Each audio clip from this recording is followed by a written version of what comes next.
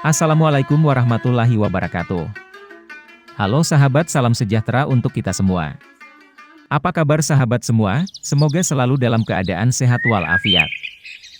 Indonesia adalah bangsa yang multikultural, kaya akan berbagai macam suku dan budaya yang berbeda-beda, namun tetap dalam lingkaran Bhinneka Tunggal Ika. Mata Film Channel hadir akan memberikan informasi berkaitan sejarah dan budaya Indonesia. Pada episode ini kami akan memberikan informasi berkaitan sejarah Kerajaan Sadurangas di Kabupaten Pasir, Kalimantan Timur yang dipimpin oleh seorang ratu bernama Putri Petung. Yang konon katanya ratu tersebut berasal dari sebutir telur yang menetas di dalam sebuah bambu petung yang menjelma sebagai seorang putri. Mari kita simak bersama.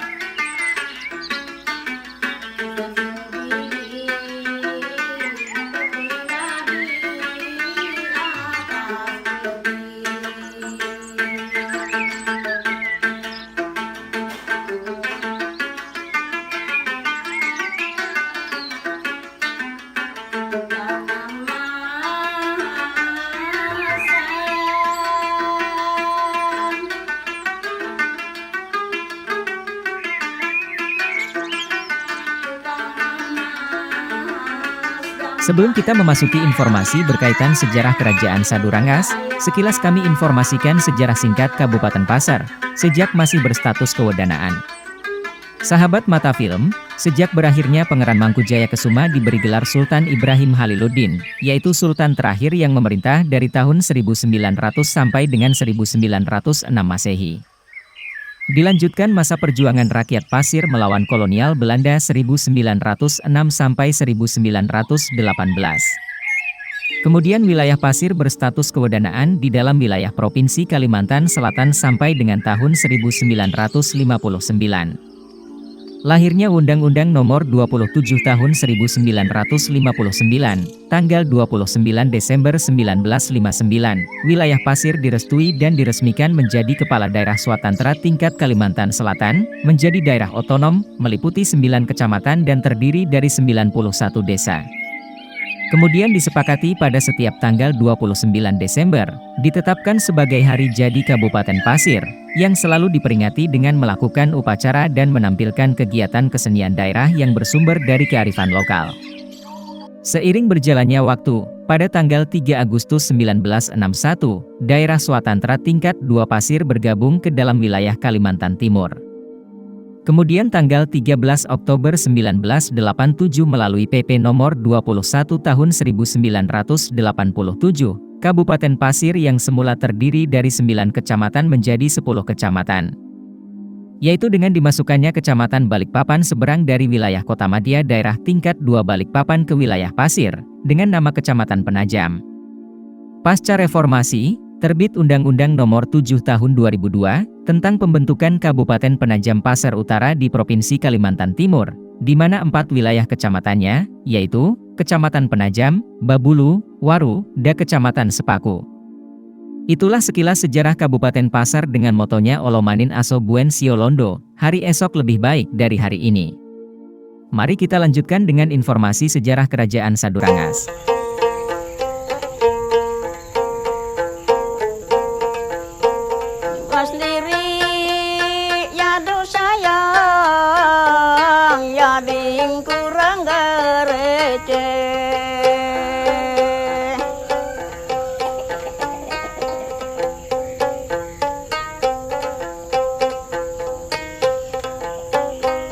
Baru ronggeng yang baru ya salah di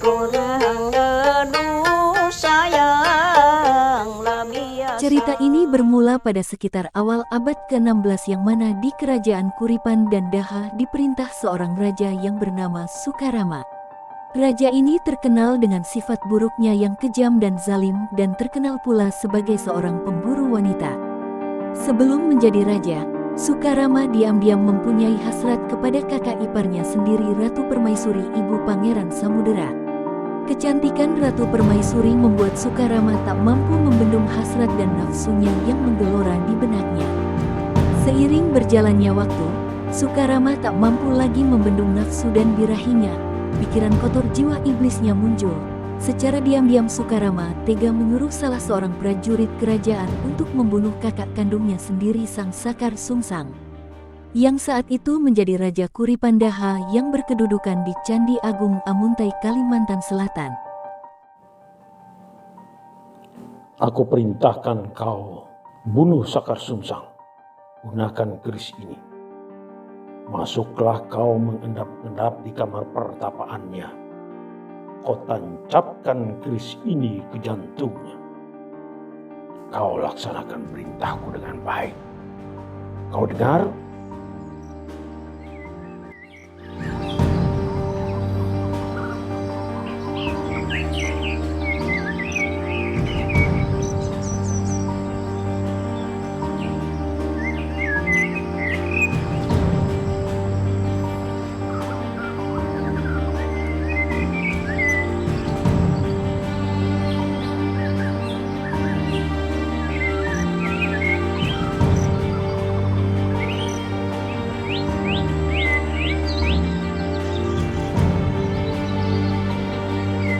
Karena kekejaman Raja Sukarama, banyak rakyat kerajaan Kuripan Daha terpaksa meninggalkan kampung halamannya, terutama orang yang mempunyai istri cantik atau anak gadis cantik.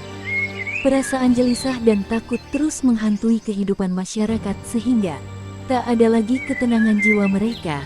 Rakyat merasa takut jika suatu hari Sukarama datang memaksa dan merampas istri dan anak perempuan mereka untuk dijadikan selir dan gundiknya. Pada suatu hari Raja Sukarama keluar dari istananya disertai Pangeran Mangkubumi, pergi berjalan-jalan hingga sampai di suatu kampung di mana tinggal seorang tua bekas panglima perang di zaman pemerintahan ayahnya. Bekas panglima perang itu bernama Arya Manau. Di pinggir sungai di sekitar Arya Manau, Raja Sukarama melihat seorang perempuan remaja yang sedang mandi. Ia segera berbisik kepada Pangeran Mangkubumi supaya segera bersamanya berlindung di balik rumpun bambu yang tumbuh subur di tepi sungai itu untuk mengintip wanita yang sedang mandi dan menunggu naiknya dari tepian.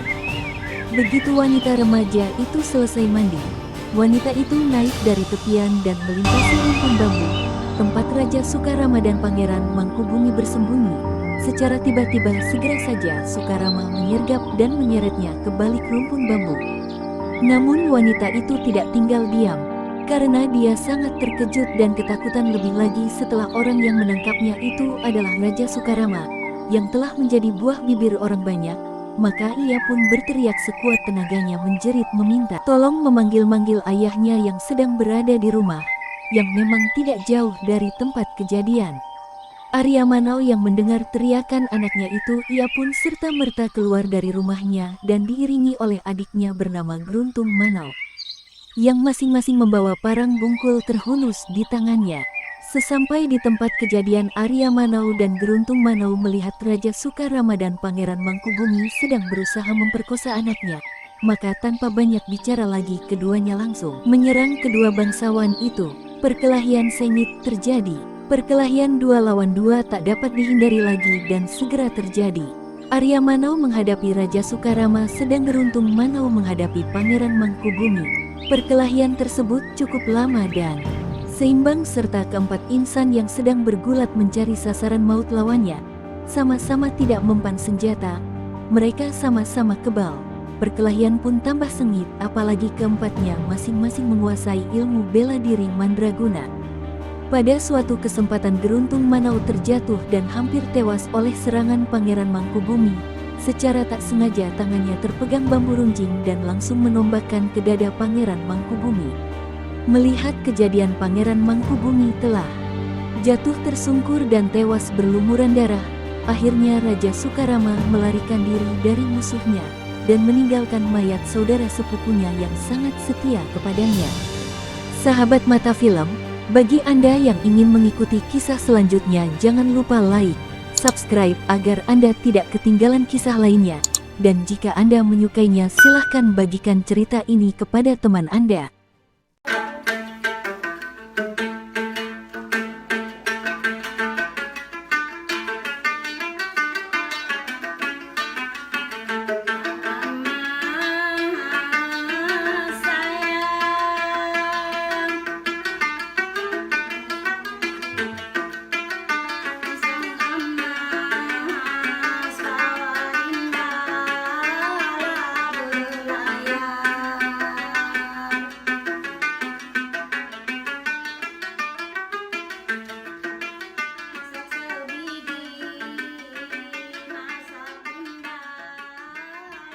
Sahabat Mata Film, setelah selesainya perkelahian itu, Arya Manau mengadakan musyawarah dengan penduduk sekampungnya dan mengatakan bahwa apa yang telah terjadi adalah peristiwa yang tidak terduga sebelumnya dan di luar keinginan saya.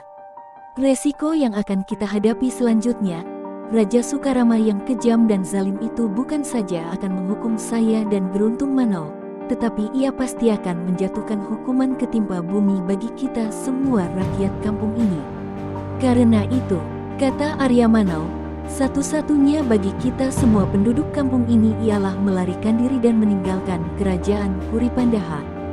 Setelah mufakat dari semua penduduk itu, maka pada malam itu juga Arya Manau dan Geruntung Manau serta semua penduduk sekampungnya meninggalkan kerajaan Kuripandaha dengan masing-masing mengangkut hak miliknya dan yang mungkin bisa terbawa ke tempat apa yang telah diperkirakan oleh Arya Manau. Maka pada keesokan harinya Raja Sukarama datang dengan pasukan yang ratusan orang.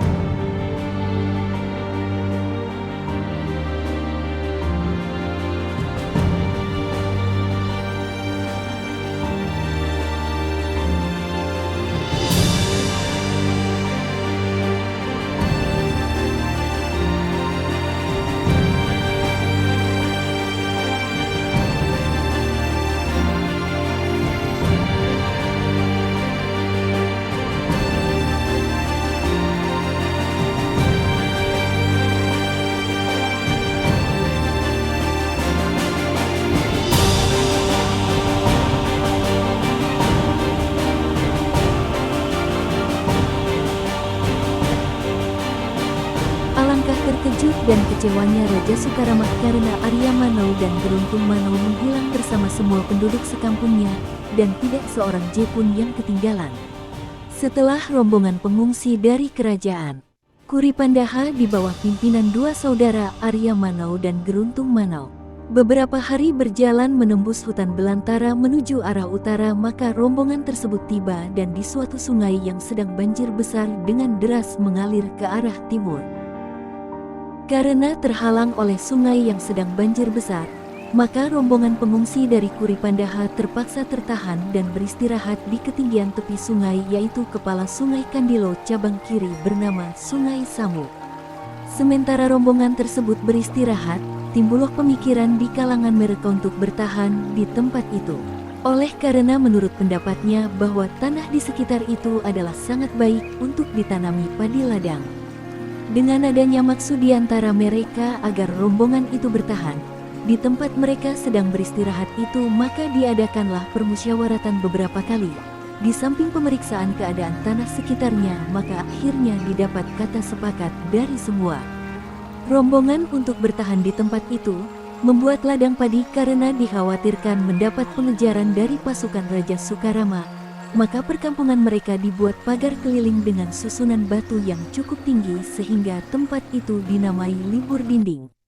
Setelah rombongan pengungsi dari Kuripan itu menetap di Libur Dinding, hasil padi ladang yang berlimpah ruah dan melebihi dari keperluan mereka, Arya Manau dan Geruntung Manau berulang kali mengadakan perjalanan menembus hutan belantara untuk meninjau keadaan. Dalam perjalanan kedua orang bersaudara itu menjumpai banyak kelompok-kelompok Dayak Olo Ot Olo Danung dan Olo Ot Olo Ngaju. Dalam keadaan sederhana sekali, Karena dalam perjalanan peninjauan itu Arya Manau yang berambut putih berjenggot putih senantiasa berkendaraan kerbau, maka oleh suku Dayak dinamai Kakak Ukop yang artinya kakek kerbau atau maksudnya kakek yang selalu mengendarai kerbau. Sedangkan Geruntung Manau dinamai Temanggung Tau Keo yang bisa diartikan orang bijak yang tiba-tiba ada. Setelah rombongan pengungsi dari Kuripan itu 3 tahun berada di libur dinding, dan 3 kali panen padi yang berlimpah ruah, maka timbullah pikiran dari Arya Manau dan Geruntung Manau untuk mendirikan kerajaan sendiri. Setelah tiba waktu yang telah disepakatakannya kepada rombongan bahwa telur tersebut kiriman dari raja di pinggir langit. Setelah 40 hari 40 malam telur di dalam piring melawen, maka telur itu pun menetas dan isinya seorang bayi perempuan. Atas dasar pengumuman dari Geruntung Manau alias Temanggung Tau Keo, itulah ratu pertama kerajaan Sadurangas dikenal oleh rakyatnya dengan nama Putri di dalam Petung. Sejak kerajaan itu didirikan dengan ratunya Putri di dalam Petung, hasil pertanian pun berlimpah hingga tersebar sampai keluar Pulau Jawa. Mendengar di sebelah utara kerajaan Kuripandaha ada kerajaan yang didirikan oleh Arya Manau, dan ratunya adalah putrinya sendiri, maka Sukarama pun mulai tidak senang hati, kemudian memerintahkan kepada panglima perangnya untuk mempersiapkan pasukan dan melakukan penyerangan ke kerajaan Sadurangas yang masih berumur setahun jagung. Akan tetapi pasukan Sukarama dapat dihalau oleh pasukan Sadurangas di bawah komando Arya Manau sendiri.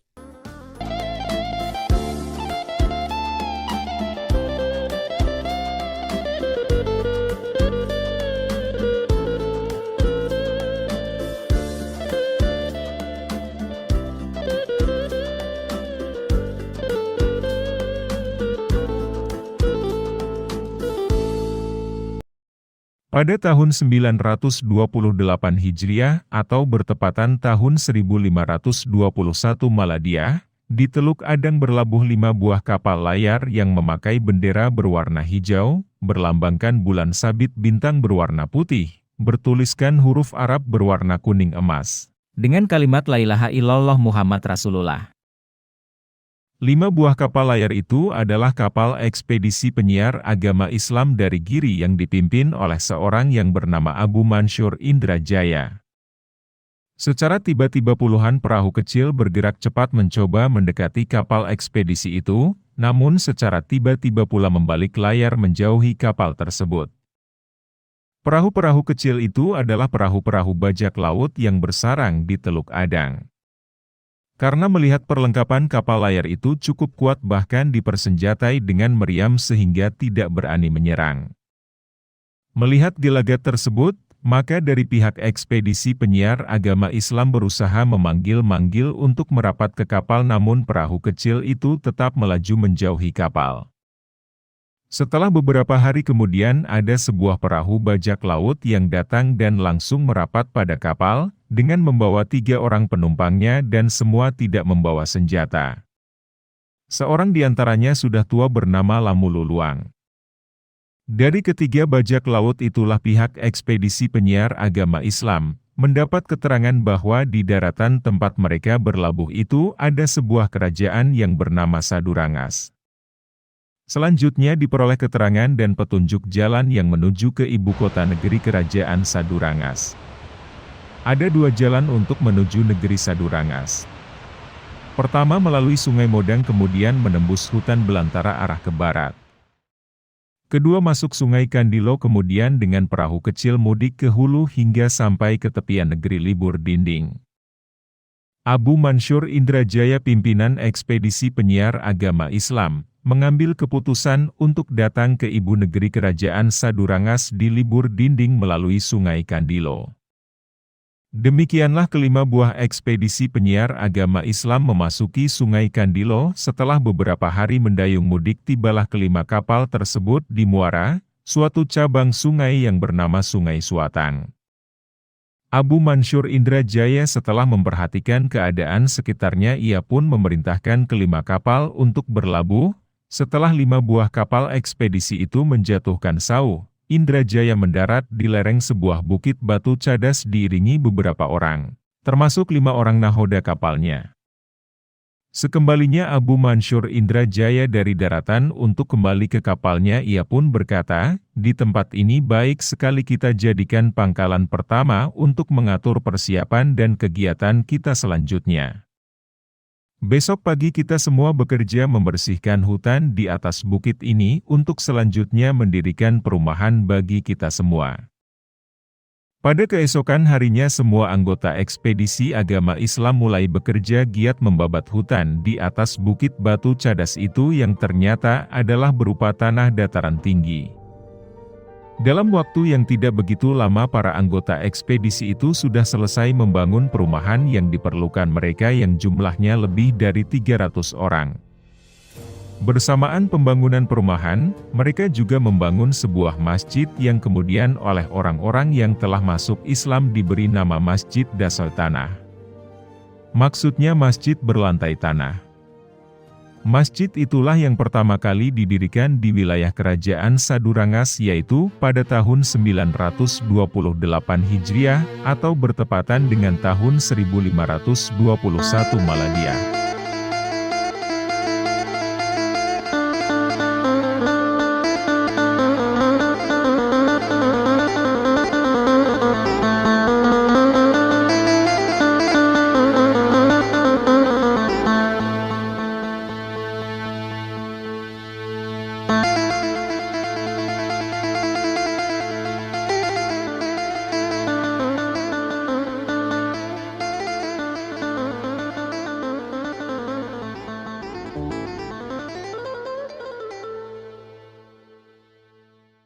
Di atas Bukit Batu Cadas, sekitar muara Sungai Suatang, disinilah bermula diaturnya dakwatul Islamiyah di wilayah kerajaan Sadurangas.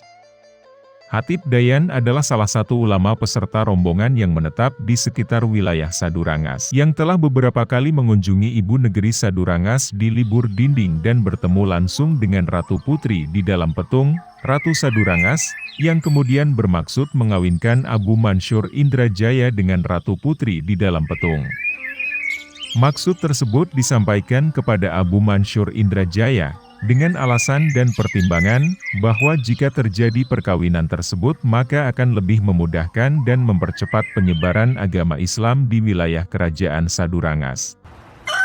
Maksud baik Hatib Dayan tersebut, diterima oleh Abu Mansyur Indrajaya, yang kemudian pada tahun 931 Hijriah atau tahun 1523 Miladiah, dilangsungkan pernikahan Abu Mansyur Indrajaya dengan Ratu Putri di dalam petung, dimeriahkan dengan pertunjukan kesenian dari orang-orang Kuripan. Pada tahun 933 Hijriah, tahun 1524 Miladiah, datang utusan dari Kesultanan Demak membawa perintah kepada ekspedisi agama Islam di Sadurangas, agar membantu Pangeran Samudera berperang merebut kekuasaan pamannya, yang zolim yaitu Raja Sukarama yang berkedudukan di Kayutangi. Setelah melakukan persiapan, pada tahun tersebut, berangkatlah ekspedisi agama Islam menuju Kayutangi, namun saat itu Abu Mansyur Indrajaya berhalangan. Maka pimpinan ekspedisi tersebut diserahkan kepada Hatib Dayan. Part ketiga ini merupakan bagian penutup dari 3 informasi sejarah berdirinya kerajaan Sadurangas yang pusat negerinya di libur dinding dengan ratu pertamanya Putri di dalam petung.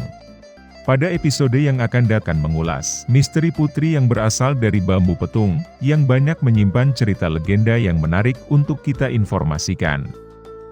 Jika sahabat menyukai informasi kami, jangan lupa like, subscribe, komen dan bagikan kepada teman. Dan jangan lupa klik loncengnya agar sahabat tidak ketinggalan informasi menarik lainnya dari kami. Sampai bertemu kembali pada episode yang lain. Salam budaya, wassalamualaikum warahmatullahi wabarakatuh.